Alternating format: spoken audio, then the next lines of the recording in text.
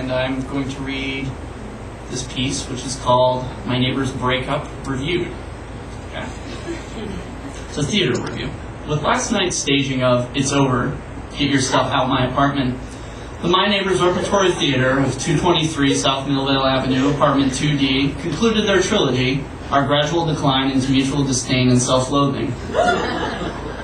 Like the earlier installments, it was a bold, draining performance, a poignant lament for the fragility of the human bond.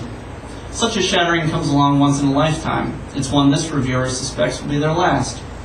Sadly, many critics misunderstood our players' first two installments, and are likely to have missed out on this daring conclusion. The opening chapter, You're Drunk Again, went almost unnoticed among the mainstream theater press. Even Charles Isherwood, in a mixed review in the New York Times, deemed the conclusion too deus ex machina. He complained that the cops show up, everyone goes home. Where's the resolution in that?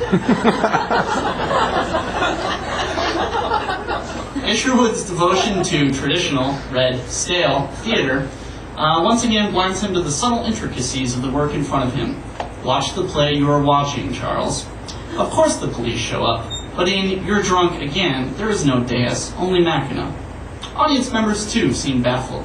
My upstairs neighbor and unrepentant Philistine, Jim, for example, begged, would you two please shut up? Some of us have to work tomorrow.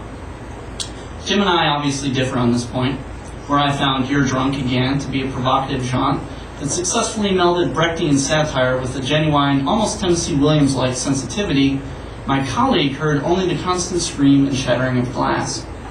Alas, Jim, our aesthetic sensibilities may never find common ground. Please do all of us in the world of theater a service and go back to your Andrew Lloyd Webber.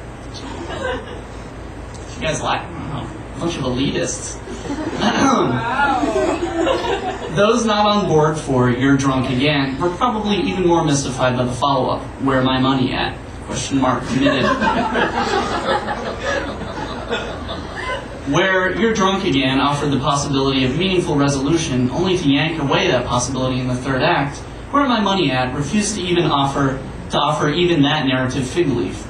The first installment leaned heavily on Brecht and Beckett, but part two seemed almost Dada in its refusal to cohere into a recognizable whole. Lines were muffled, sensed more than heard, as they made their way through the uncooperative media of drywall and faux wood paneling. Audience members are left to project their own responses upon the flattened affect of our two players. A sense of timelessness and dislocation hung over the proceedings as, again, an unfamiliar male voice repeated, Where my money at, bitch? The audience was left adrift, wondering, who is this man? Where is his money at? Is there an implicit critique of capitalist hegemony at work here? Is the apparent absence of his money in fact a presence? Petty questions to contemplate at 3 a.m. on a Tuesday.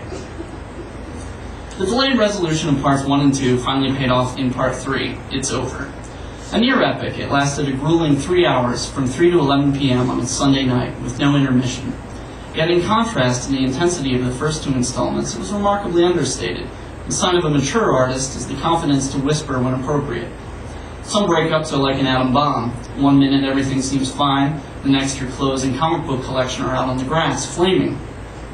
Others are more like a coal mine fire, smoldering underground for months before one breath of air ignites an inferno. It's Over is the latter type. Its heat is always below the surface, always threatening to ignite. The restraint is fitting, then, with whispers, silence, and miscommunication a recurring motif. The female half of our doomed lovers, in response to queries unheard and unremarked upon, simply utters, whatever, whatever, whatever. In that bare repetition, we can hear the passion, the loss, and finally the resignation that marks the trilogy's end. Kudos to the male lead for not stepping on that line, even after the 30th time. After 3 hours, the combatants are exhausted. Two weary boxers leaning on each other as their arguments become increasingly nonsensical.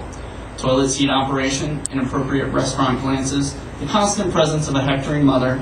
All this trivia gets dragged out in a last-ditch attempt by both parties to score points. The play concludes with our male protagonist wondering aloud, how did this happen? The woman responds, what the police siren did you expect, melon farmer? When he answers in a low, surprised voice, I don't know. Of course he means, I expected us not to end like this. In this moment I want to arrest, but cannot, should not. The puncturing evanescence in which the gravity of need fails, and we are so obviously two once more, two foster children of silence and slow time. A Glossia's offspring with the distance of an ellipsis between us, swaying weary and wary at the end of semaphore's long and futile march. Umbra sumus, two silent separate shadows, now again lost to one another and fading into the gloaming. I admit, I cried. Bravo, neighbors, bravo. Whew, I was afraid I wasn't going to get out of that sentence.